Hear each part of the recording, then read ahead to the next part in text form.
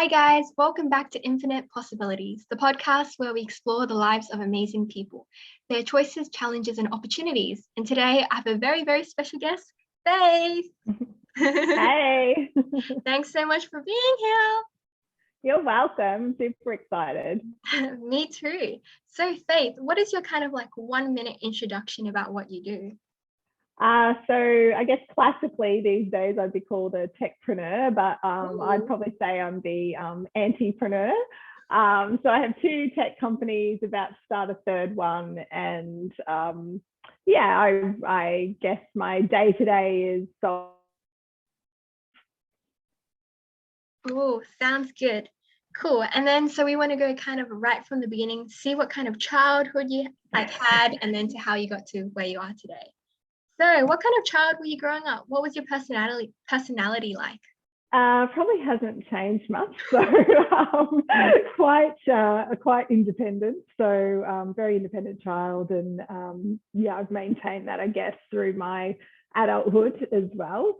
Always liked, I guess, a real interest around people and cultures, and so when I grew up, like right from birth, I moved every 2 years on average up until kind of mid high school. So I was born in Nowra in New South Wales, but we were only there for 6 months.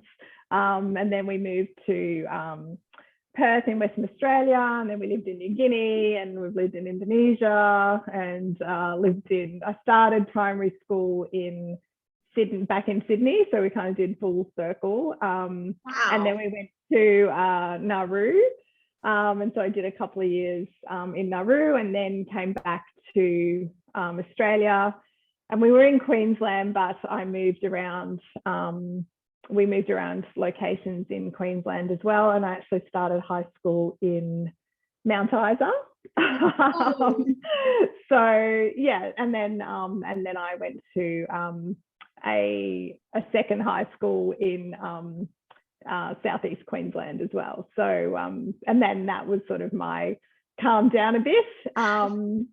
So moved around a lot as a child. So with that, I think came a unique interest in other people, cultures. I had to learn to make friends, I guess, very quickly. I had to become very resilient because you sort of didn't really have that, I guess, foundation that most people have, where they're in 1 or 2 places as a child. So constantly moving, and also education was very different in each country as well. So the education standard, particularly with where I was. So so I had to kind of grow up being very independent and resilient. Yeah, that hasn't changed. Oh, wow, that's quite interesting. And as a child, were you like, woohoo, mom, let's move? Like, were you excited for the move, or were you like, why do we have to move so much? Because, you have to make new friends, readjust. What was your kind of stance? I was very much that I didn't want to move. I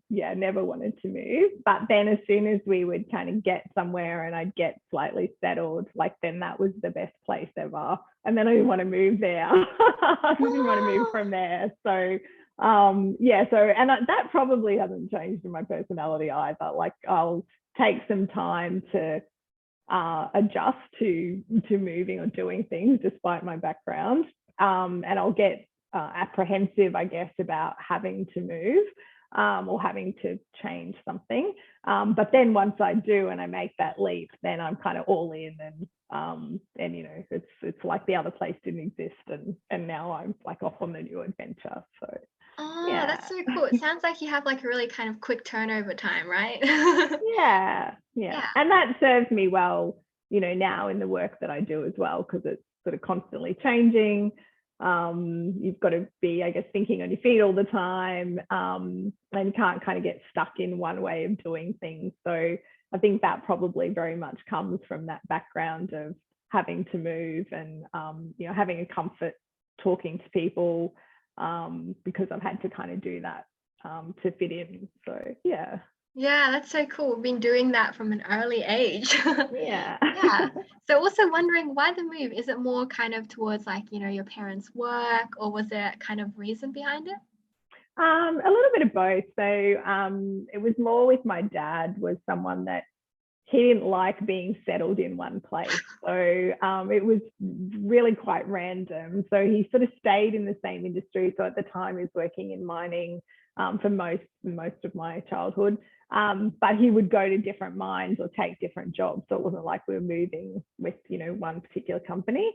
And that was, just his randomness of, I want to go try something new. So we'll go to this other country, or we'll do something different. So that was very much in his personality. Oh, that's so interesting. Yeah, because even though he's a parent, like you would think that, oh, time to settle down. He's still at it, but he just brings the whole family along. And it's funny, like I'm an only child as well. So, I didn't have my brothers and sisters around me to, make that experience easier, I guess, somewhat. And I think it's surprising how resilient kids can be. Like I look back now, and there were different times when I really didn't want to move, or, I just wanted to have childhood friends and keep that attachment. But now that I look back at it, I'm really appreciative of that childhood. Because I think, some of us kind of, now I don't have children myself, but my friends that do, like, they're reluctant to move or do things because they're kids. I'm like, it's fine. Kids are resilient. Like, give them the experience. Things, right? That's right. Yeah, that's kind of cool. Yeah. And what was your mom's take on the move? Was she kind of excited about it like your dad, or was she kind of like you, like, oh, why move? I think at the beginning, she quite liked the move and the change in environment. But then I think, it sort of, got to a point where she's like, I don't want to move anymore, which was sort of why we then stayed in Australia. Once we sort of had moved from Nauru back to Australia at that point, she'd kind of got enough of moving around all the time. So we still moved then within Australia, but not so much overseas. Yeah, wow, that's interesting. I can't imagine a family that moves so much. Man. Yeah, because that's interesting. It's very different to me growing up, because I pretty much only really lived in two houses, and I've stayed in the same house like where I am right now since like grade 2. And now I've already graduated university last year, and so you can imagine, like, this is all I've ever known. So it's very different. Yeah.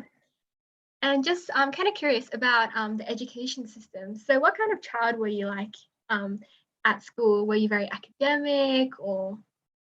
Yeah, so I was very academic, and I always had to be teacher's pet. I don't know if that has changed. I don't know if that has changed. That has changed a lot, actually. But so I always wanted to be teacher's pet. And I think that was also, that was my way of fitting in as well. So I was also fortunate that I was very good at sport as well. So I was always kind of, I guess, popular when I moved, because I'd either be good at sport and or good academically. So I think I sort of had this inbuilt, I needed to keep up being, the A grade student or whatever, because that was the thing that helped me settle in very quickly. So I think I was fortunate in that. I think you struggle a bit more if you're not as good academically, or, particularly in Australia, moving schools, if you're not good at sport, then your life can be a bit more difficult. So so I was fortunate that I was kind of good at both. Yeah, that's kind of good. Earn your sort of badge of prestige, right? Yeah. So what kind of sports did you do growing up? So through primary school, it was like all the, traditional school sports, so softball, netball, swimming, whatever it was. But I was a very good netballer. So through both primary school and high school, I kind of played at a fairly elite level. So I was always like, state or regional kind of championships. That's awesome. And then I was pretty good at like just other like cross country and things like that. But that was never really my focus. It was always kind of netball was my thing for quite some time. So Wow, that's awesome. Yeah, and just wondering, so when you were in high school, because also I remember you said that you like left home quite early. Yeah, what was that kind of experience like? Yeah, so I left home at 15, and the main reason for that was, despite having some great experiences, obviously, as a child. My dad was quite a severe alcoholic and quite abusive and physically abusive to my mother. So that went on for, well, pretty much from when I was a baby up until probably around the time that we settled back in Australia. So I don't know, I probably would have been maybe 12, something like that, 11, 12.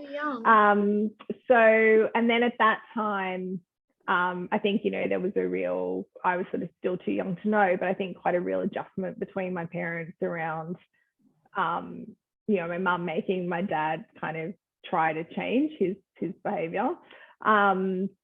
So, and he did to an extent, but he was, he still was who he was and didn't really go and seek treatment around it. So it was quite a tough kind of upbringing from that perspective.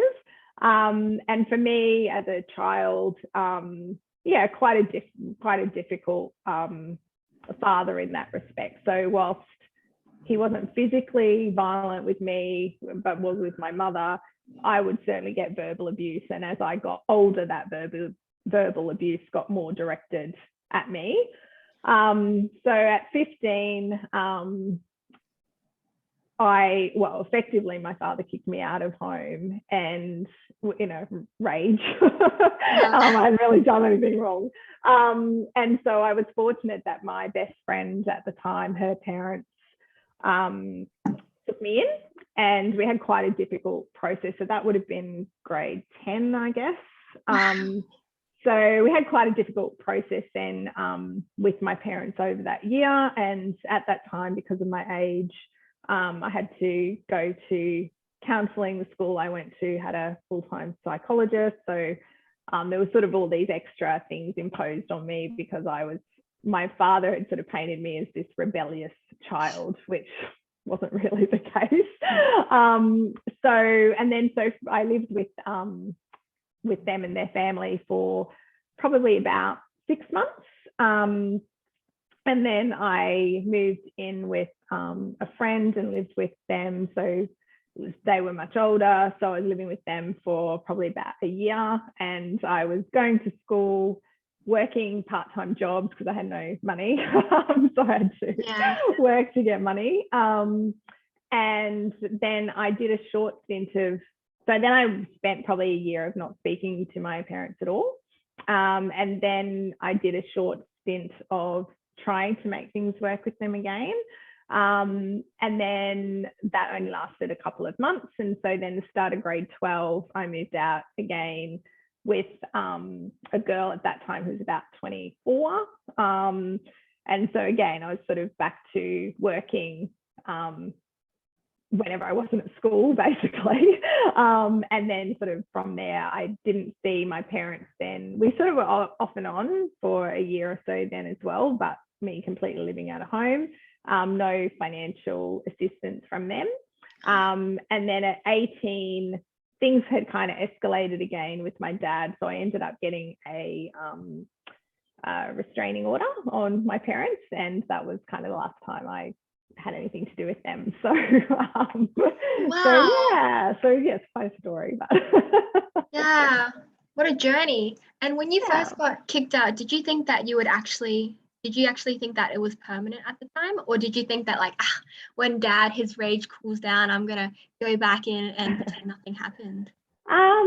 I guess I thought there'd been periods before, and certainly with my mother and I when I was younger, where dad would kick us both out, and and it's sort of, I guess, what you see in the movies of you end up in a shelter or you end up at some friend's house or whatever, and that might be a few nights, and then they would make up and we go home. So I guess at 15, I kind of thought that would happen, but I was probably quite a mature, I guess, 15-year-old mentally in that sense. So I then had very much considered,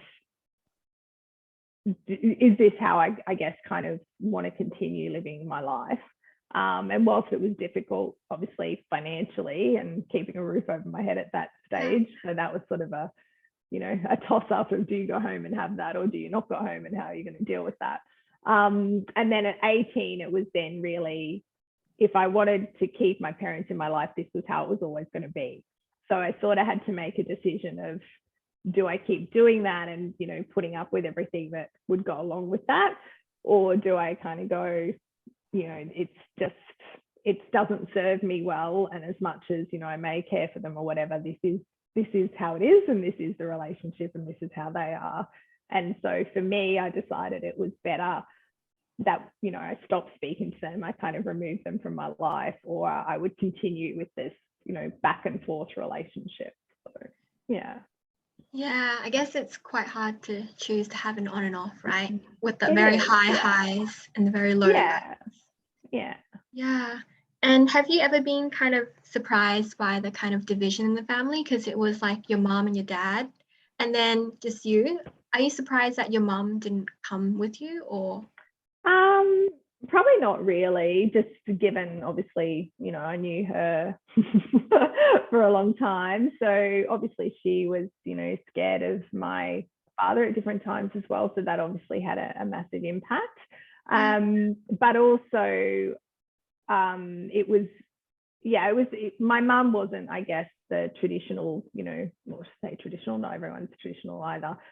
She wasn't, what you think of as a traditional loving mum. So we didn't really have that relationship either. So I wasn't overly, surprised that we kind of made that cut off for those reasons. One, we didn't have that traditional mother-daughter relationship.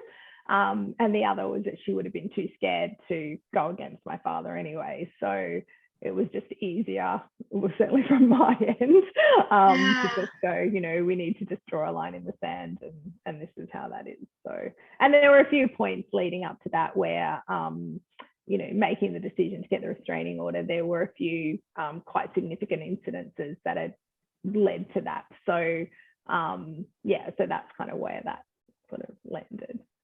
Yeah, that's interesting because it kind of sounded like your mom got like the brunt of the abuse, like because when you were a kid, you were pretty like no one can touch me, right? People don't want to really harm kids, but as you grow up, so it's kind of interesting, like why some people maybe stay.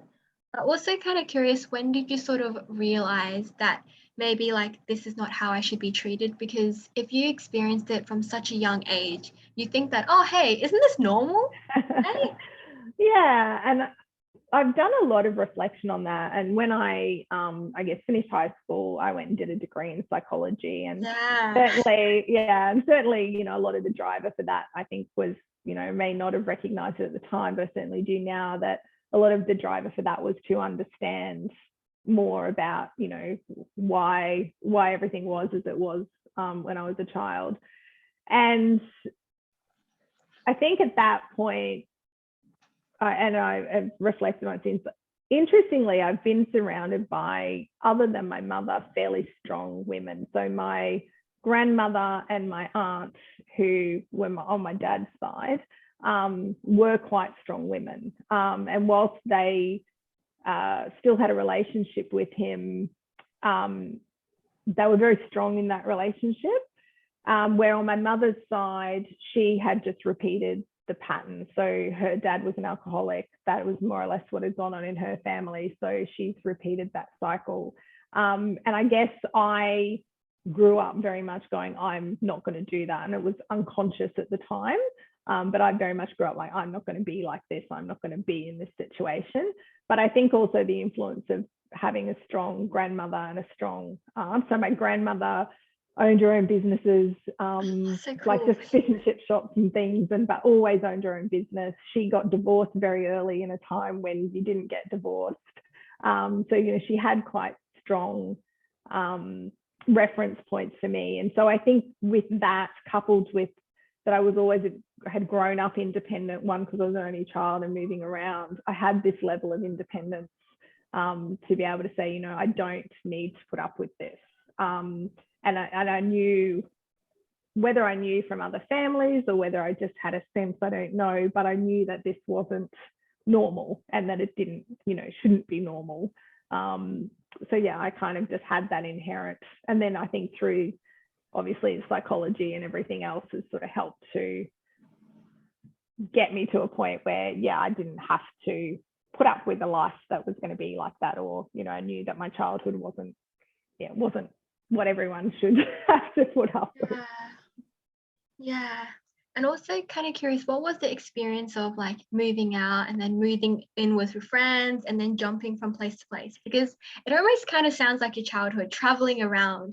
So Yes. do you think that it was much of a big shock, or you were like, "Oh, already accustomed to it?" Obviously it's different because Yeah. Oh, look, I think I was very accustomed to it. You know, I had a few times where it's like, oh, where am I going to go? Or, you know, like from a permanent, you know, I'd have friends that, oh, I can stay here for a few days, but, you know, I had to find something more permanent.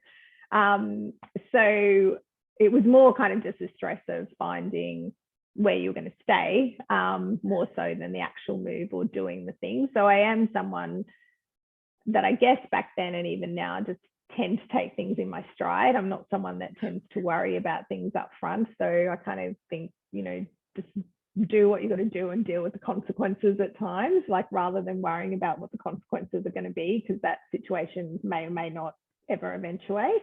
So I tend to just kind of throw myself in a situation and do the best with what I have at the time and what I can. So I certainly applied that then, and I think that's been something inherent in me as well. And whether that's come from, you know, sport and, you know, what you kind of learn in that situation and what I've grown up with, I'm not sure. But yeah, so that kind of didn't bother me too much. But interestingly, I did then go through a period when I finished university of probably spending 10 years of not going anywhere. So, so I moved houses a little bit, but kind of still in the same area, but didn't really travel overseas, didn't do it like I really wanted to be, you know, in one place, didn't want to do stuff.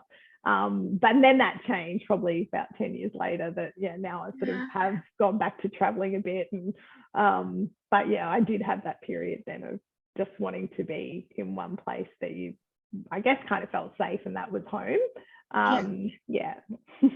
Yeah, but that's kind of cool. Like the contrast is nice, right? If you've always stayed in one place, you don't know what it's like to move around. But if all you do is move around, then you'll be like, oh, wonder what it's kind of. But yeah, it's kind of interesting how you flick back in between both worlds. Yeah. So kind of curious, what was your how was it studying psychology? Did you enjoy it? Did you like, oh man, this is what I could do? Yeah, I really liked it. And I think one of the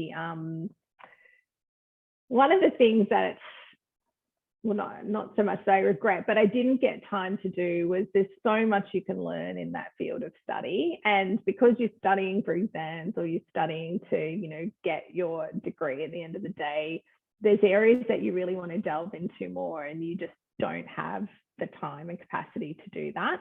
And so I have often thought that, you know, I may at some point, I still might, you know, go back and study in that genre more, because it's just such an interesting place to be. So you don't get that as a student, you know, you don't get that time to really focus on things.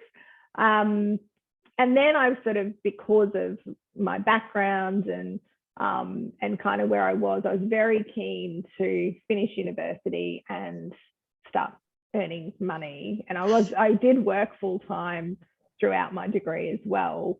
But I became then less focused on study, and it was really, I just need to finish this degree so I can get out and start earning money. And so money then became more of a focus to me than the actual study.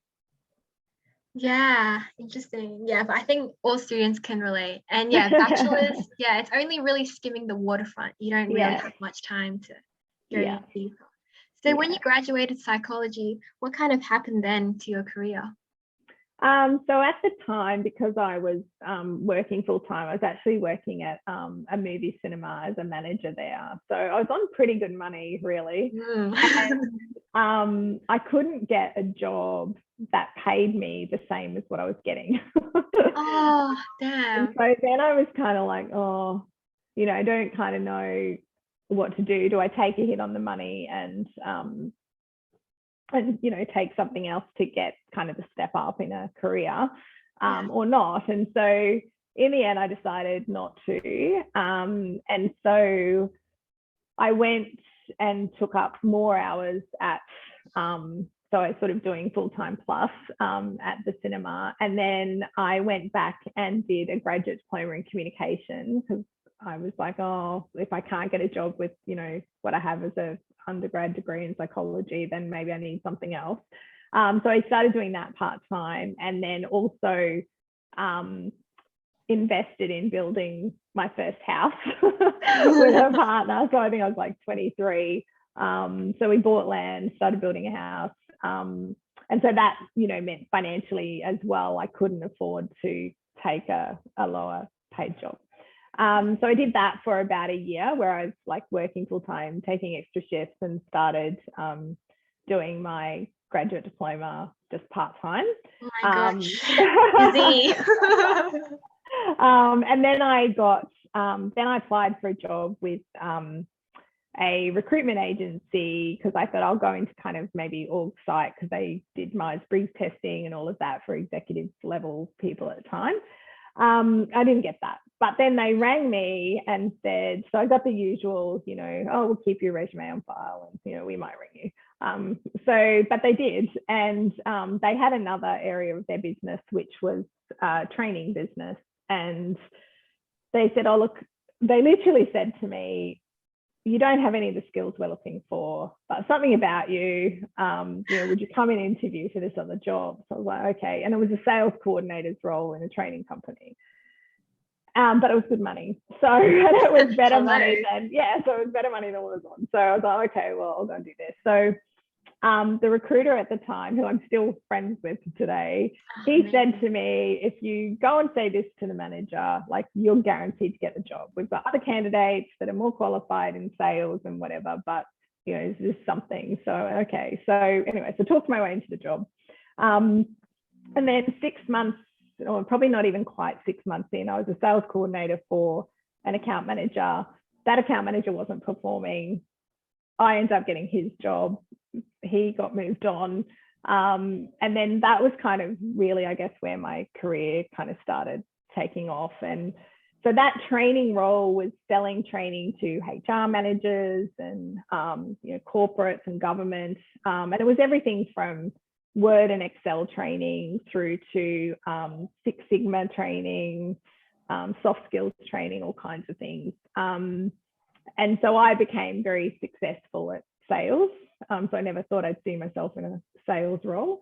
But that's kind of where I land. And then obviously that has, because of sales roles, commission attached. So then the money becomes very good. So then it was sort of hard to stop doing that and go back to what I did. So yeah, that's cool. Also just wondering, you said that guy, he told you to say something that would help you get the job. You obviously probably don't remember what it was, so long ago, but what was was it kind of like, oh, I'm confident, or I align with the values? You know what kind of vein it was in?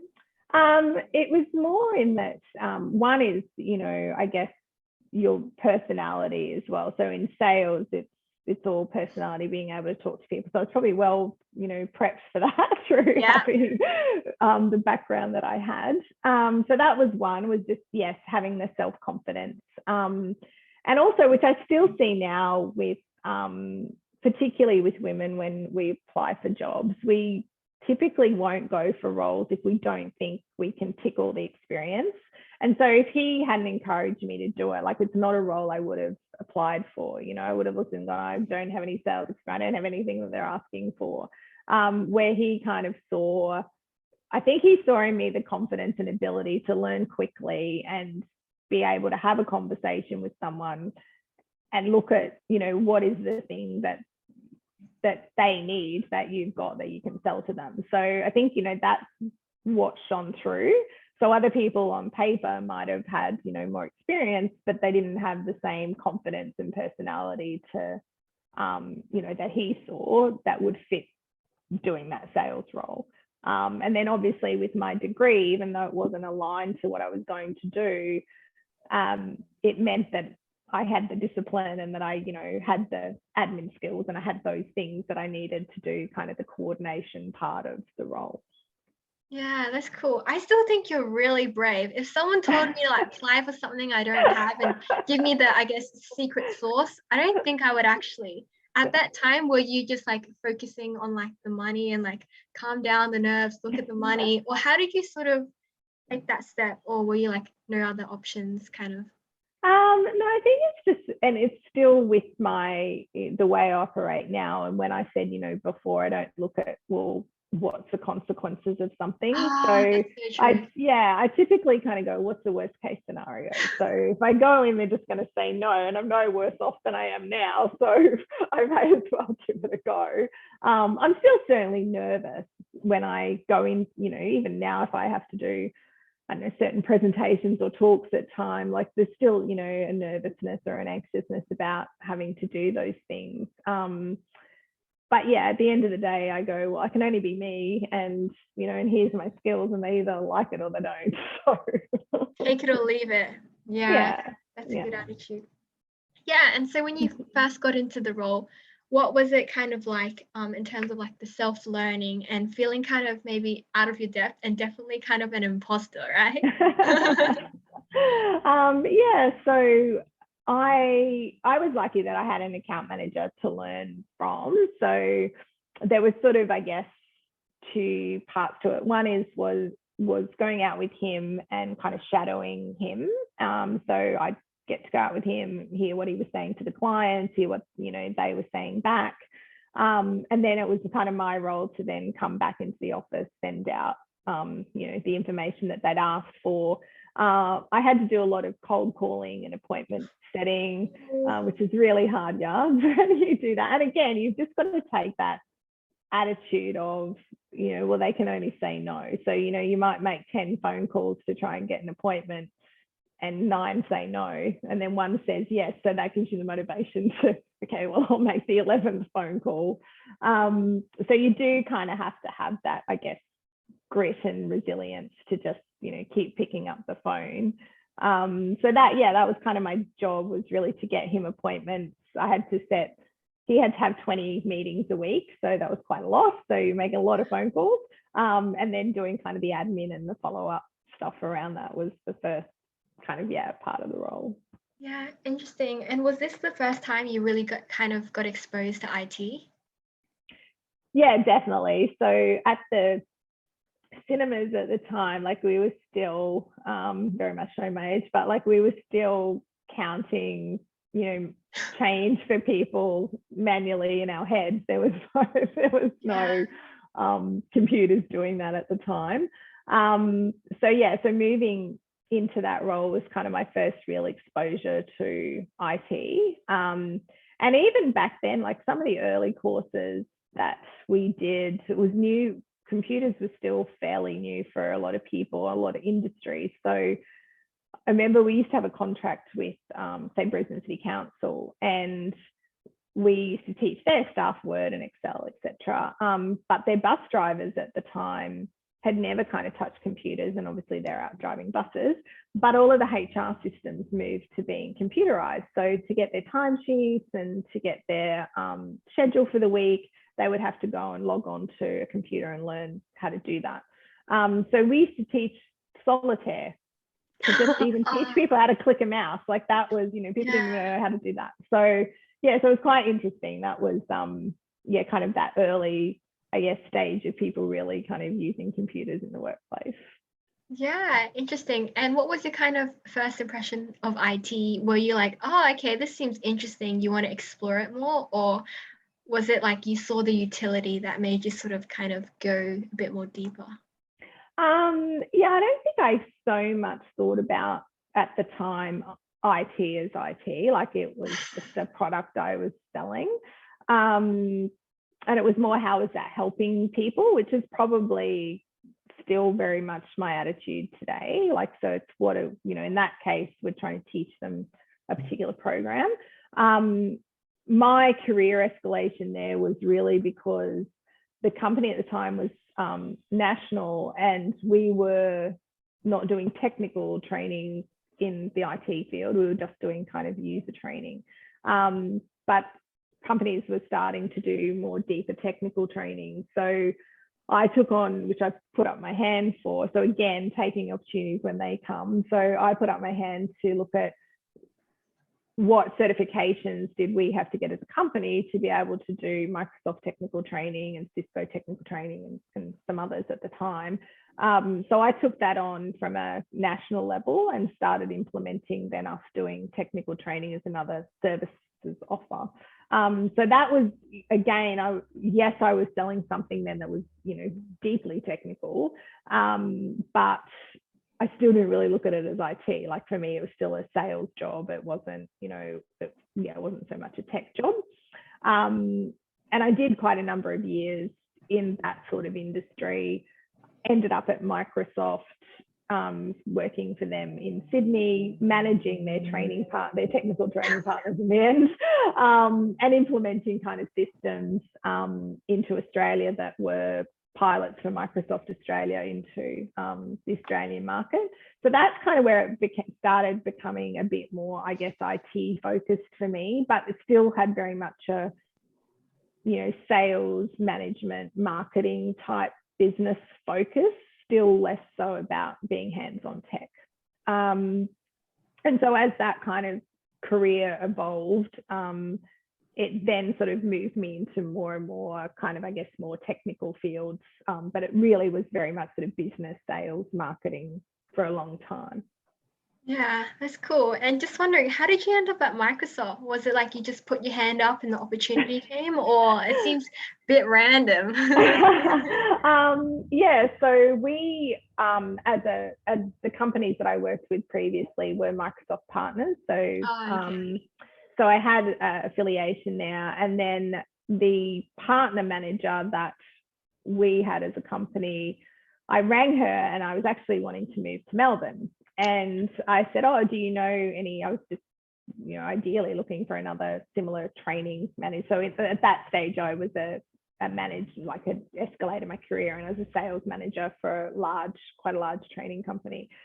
And so I, rang her and said, oh, do you know anyone in Melbourne that's looking for a training manager? And they had been looking to backfill her role. She was going on maternity leave, and she's like, you need to come work here. Like, we've been searching and we can't find anyone. And I was like, oh, but that's Sydney. I don't really want to go to Sydney.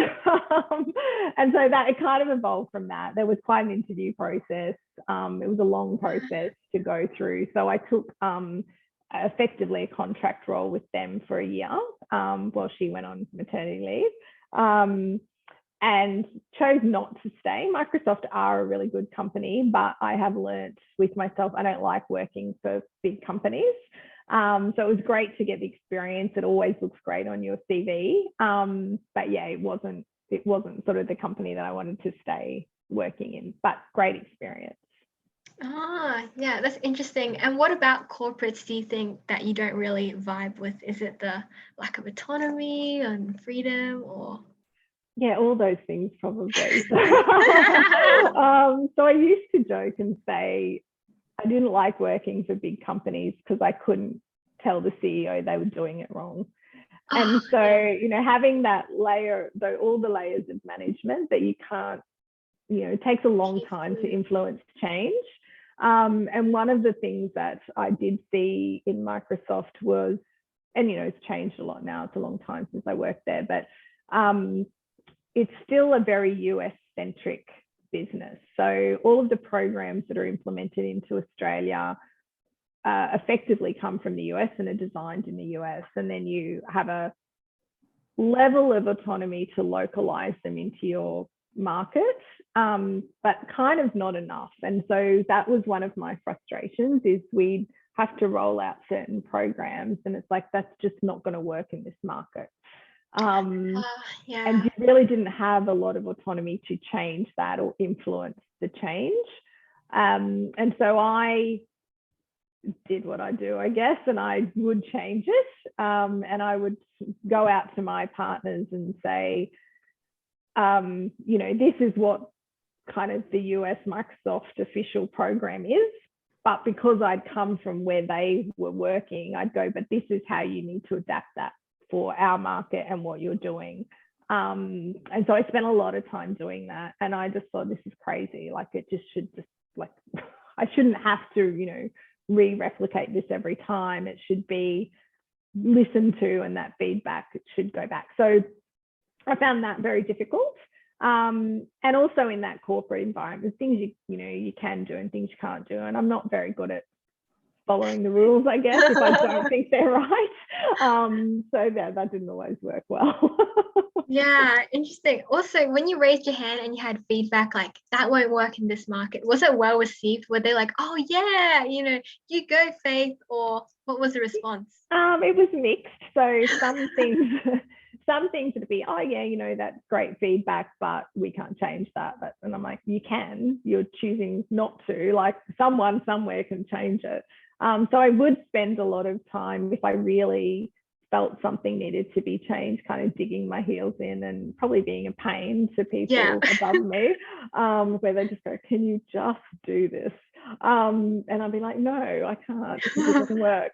So there was a lot of that. And then there were other times where you just learned, you were not going to get it changed, and you just had to kind of go with it. So yeah, it was sort of both. I think some people, absolutely appreciated and saw the feedback, and would change it if they, could easily. But if it was kind of too much effort, then, they had other priorities. So yeah, they weren't going to change it. Yeah, that sucks. Yeah. And then also tell me about the steps it took to get to Redify, which is like now Telstra Purple. But at that time you joined, it was quite small, quite startup-y. So how was the leap? Did it almost feel like a demotion?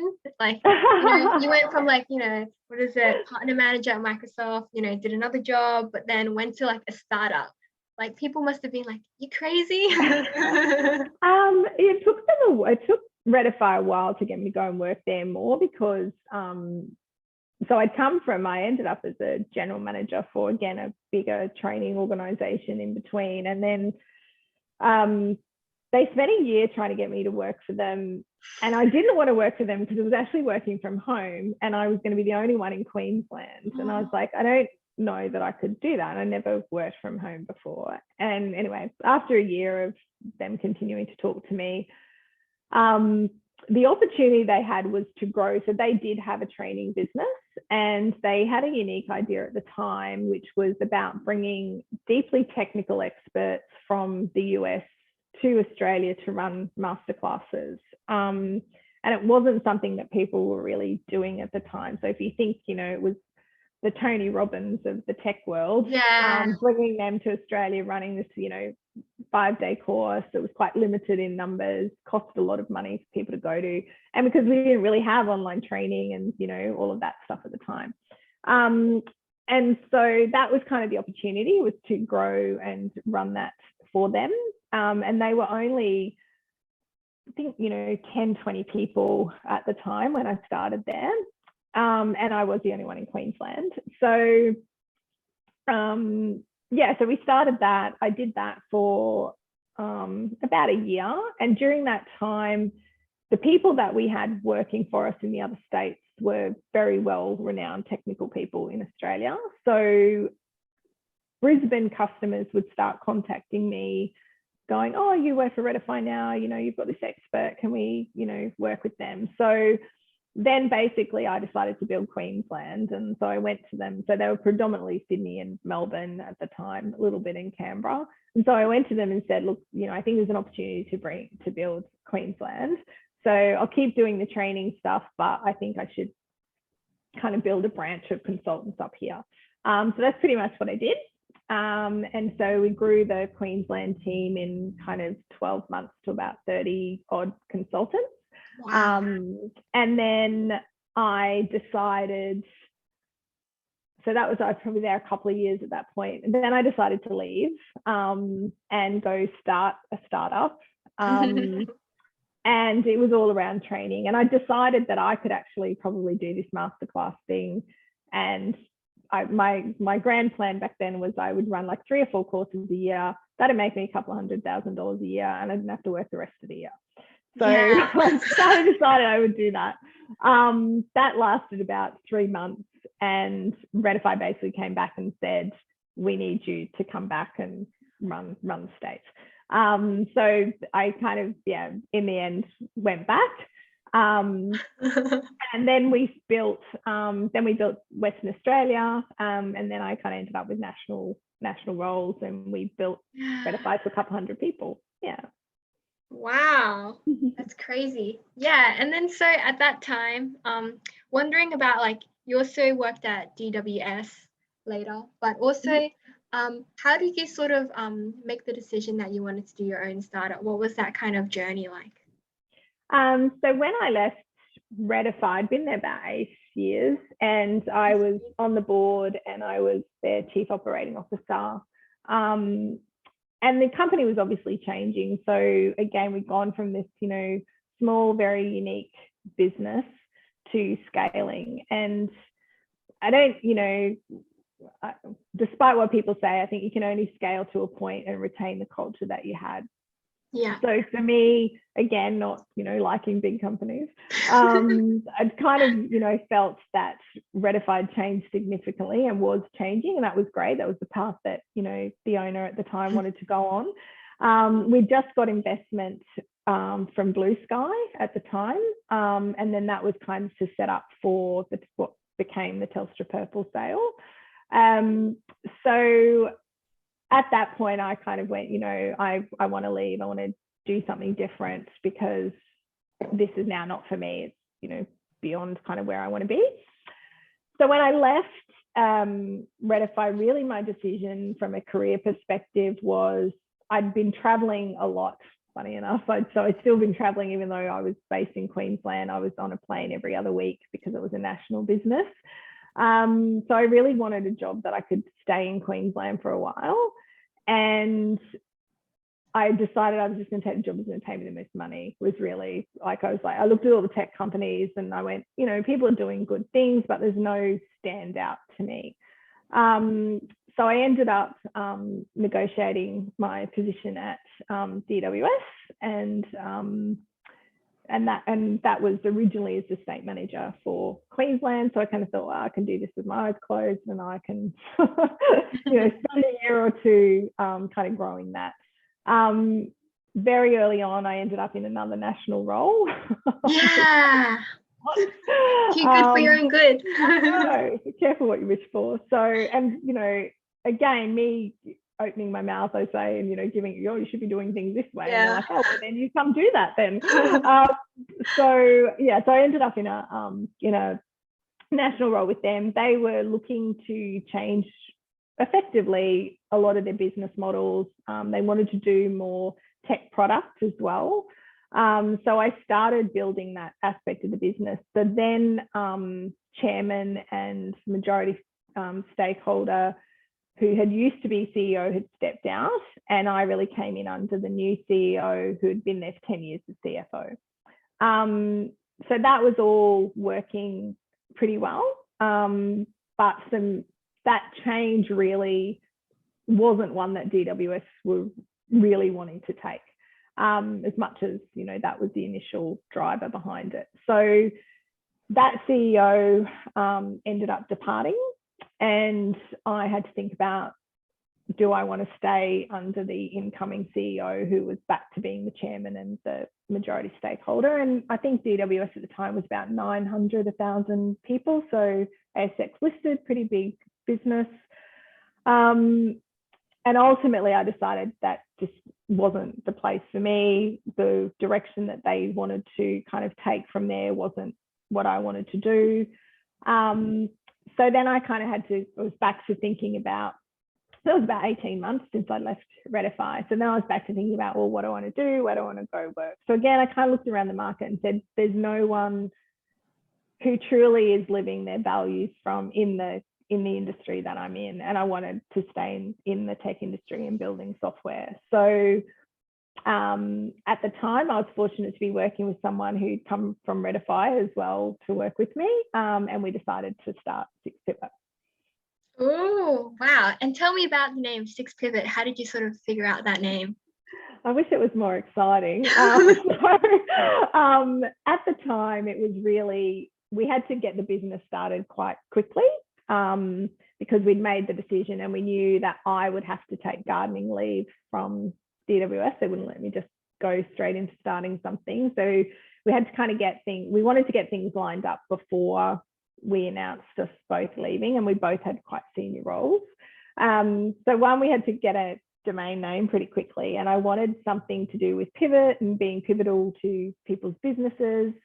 And constantly now I always say I was ahead of my time, because now it's quite the term of we're going to pivot and do this. Trendy.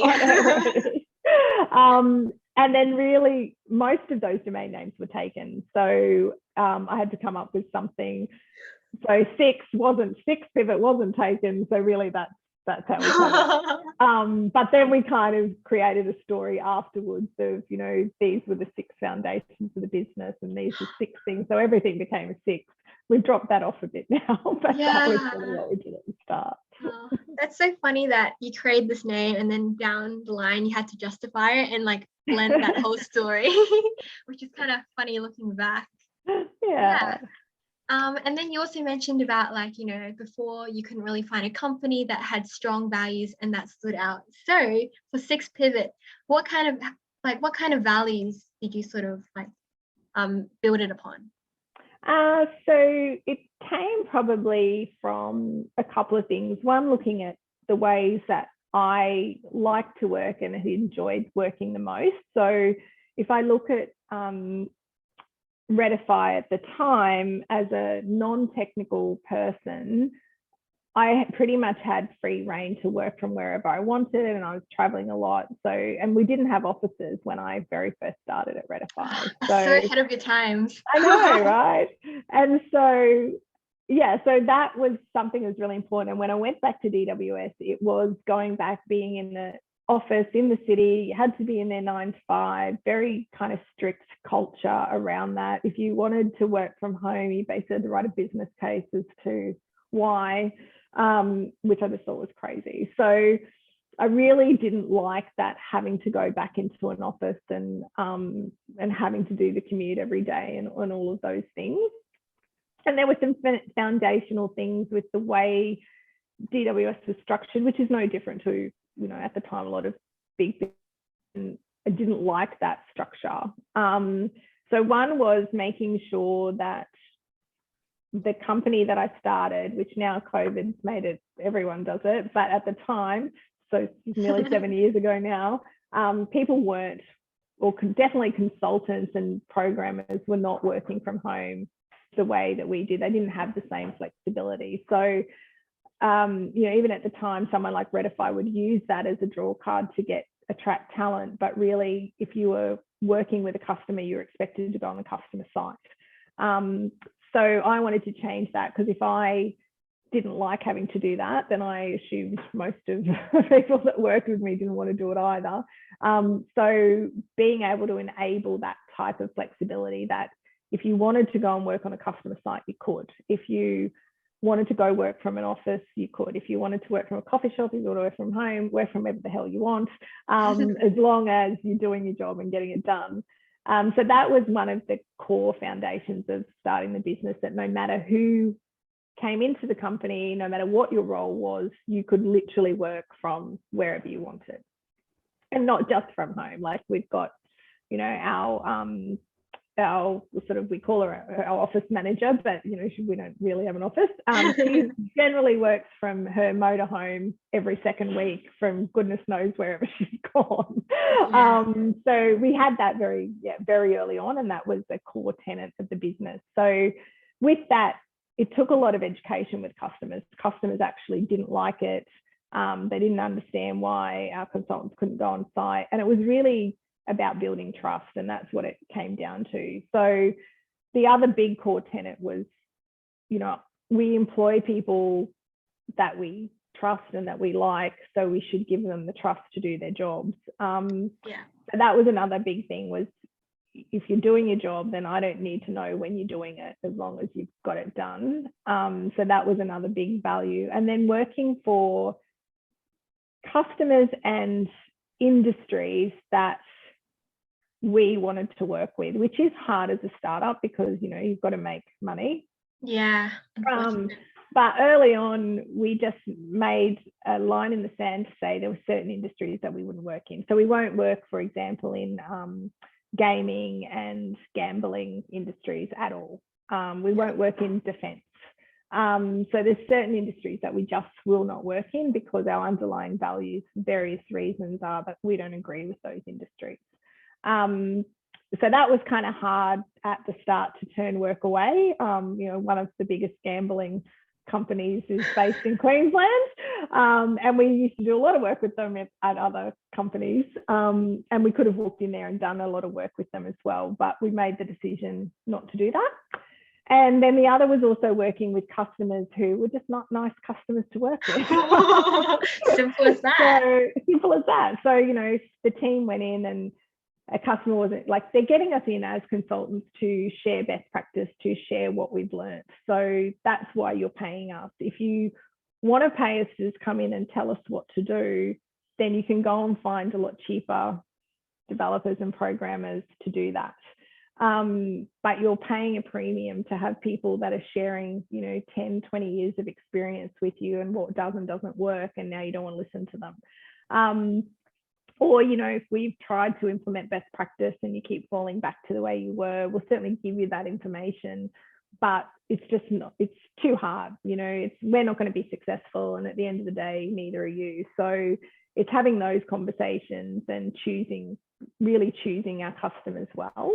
So they're sort of, some of the initial foundations that we've continued through now. And we probably doubled down even more on now than what we did back then. Yeah, that's interesting. And also, I'm kind of curious how you sort of became an advocate for remote working, because I remember in the beginning you didn't want to work for Redify because everything was remote. And isn't it like quite lonely just to be, So how has your view on remote working changed since the beginning? Yeah, so I guess part of the backstory with not wanting to work from home was I did work for a distributor early on when I first moved back from doing the job in Microsoft. I moved back to Queensland and started a state business for them. But I guess the job was probably boring, was probably my problem. So I was at home, I was the only one. I was doing a real startup in terms of their business. They weren't huge nationally either, but it was a job of bringing in new US vendors into Australia and then trying to get partners to go and sell them to their customers. So it was a tough role. And I think that coupled with the job wasn't busy enough. So then I did find that I was like looking for things to do at home, or, I became bored. And so I thought I would have the same experience. And because there wasn't an office or people, that I could go and talk to or do stuff with. So that was kind of my first experience of working from home. I'm like, oh, I don't want to do that. Where Redify was like completely different because the job was so busy. So it was almost like you had to start to put, times in place. If I am going to finish at this time, I'm going to stop doing this, and that real separation between work and home. So I think really it was just that the job was so busy and I loved doing the job. So that was the main difference. And so I think it's like anything, if you really love what you're doing, then it's not a job and it's easy to do, and it doesn't then matter where you're doing it from. So that was probably more than how I became an advocate for it. And then having that kind of for 8 years to then having to go back into a physical office, deal with traffic, have to be there from 9 to 5, did my head in. And I'm like, I'm getting up in the morning, I'm spending an hour or whatever getting ready, and then I'm spending an hour driving in. And to me, it was just such a waste of time. And then also being in an office environment and still being very sales oriented, you're trying to find, like we had open plan offices. So you're trying to find a room that you can go and talk to people because it's either confidential or you're too loud or whatever. And like one of our salespeople, we joke with her all the time, she's so loud. And even when she rings up, if we are in an office, we can hear her through the phone. And so, you'd be like trying to always find a space that you could be quiet in. So it's just not productive a lot of the time. And so that was sort of how I guess became an advocate for really doing remote work. and you can just, you can put the washing on and then jump on a Yeah. Zoom call and go back, and you can do life a lot easier. And that's, I think, the biggest thing with my team now as well, is we don't kind of talk about work-life balance, but we talk about life is there, and life is intermingled with our jobs, and we spend a lot of time at work. So one, we need to like the people that we're working with. We need to like the customers and what they're doing, because life's just too hard if you're dealing with people that, you don't like, you're not on the same page as.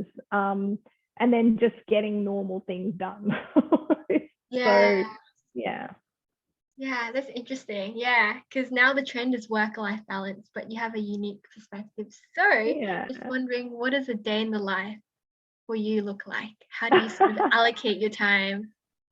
So there's some things that I am quite disciplined about, and then there's other things that not so much. So, and I think it has come from now years of working from home. So Monday to Friday, every morning I either get up at 5 or 6, it depends. And I always go to Pilates. So I do Reformer Pilates first thing every morning. Walk about a 10-minute walk from where I live.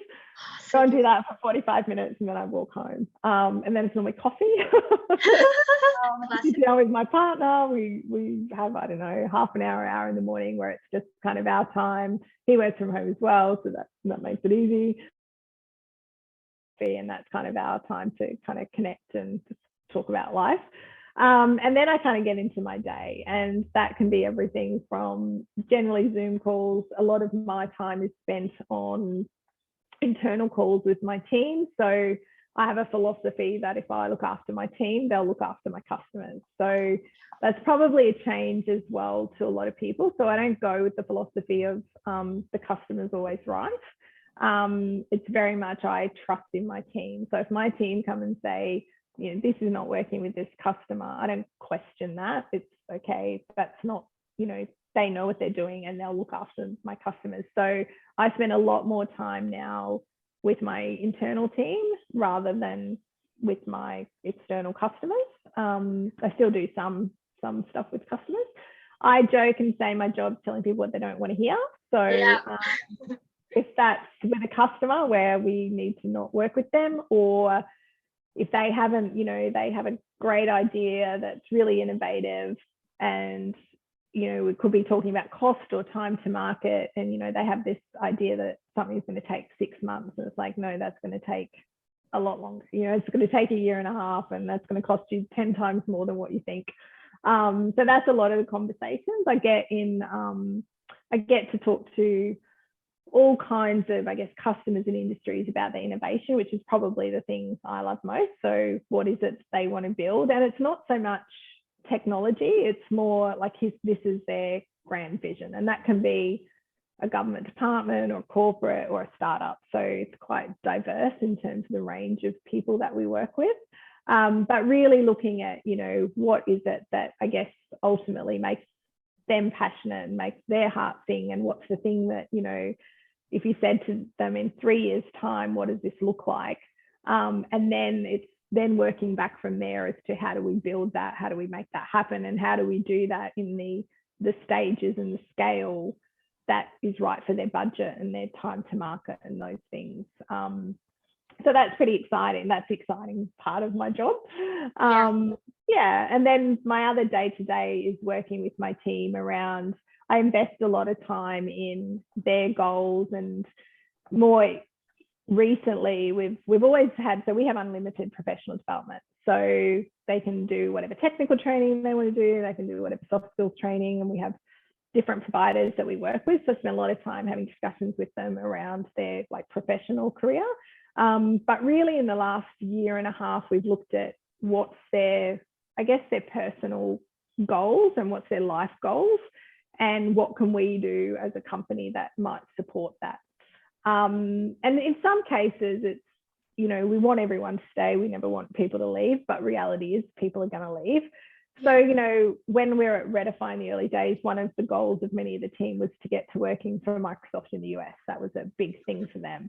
So how do we help build their profile, or how do we help do different things that gives them that kind of leg up to do whatever it is. So we're spending a lot more time looking at that, and particularly with programmers,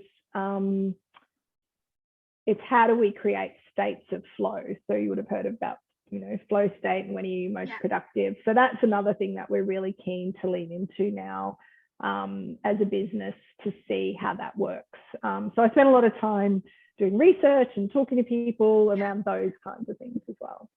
Yeah, that's cool. And just wondering, as I guess CEO, how in the business are you? Are you mainly working on the strategy, or are you directly solving the problems as well? Because the company is like small enough to still be able to get into the meat. Yeah, so I still do a lot of both.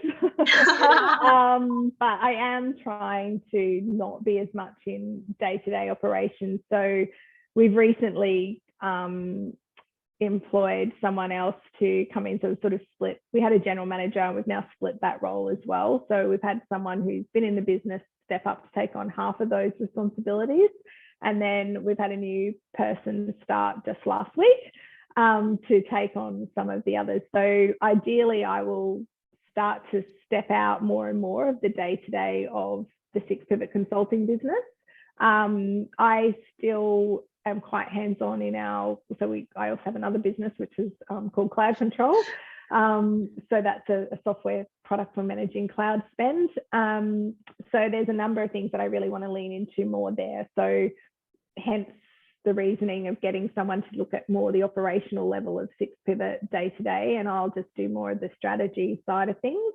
I'm still very passionate about what are the motivators and the things that make a best place to work, particularly for programmers. So I probably won't step out of the day-to-day with that. And I work very closely with Sammy, who is around our developer experience. And because we constantly want to test ourselves and be a pilot for what works. And that probably comes back to some of my psychology and, what makes humans motivated about certain things.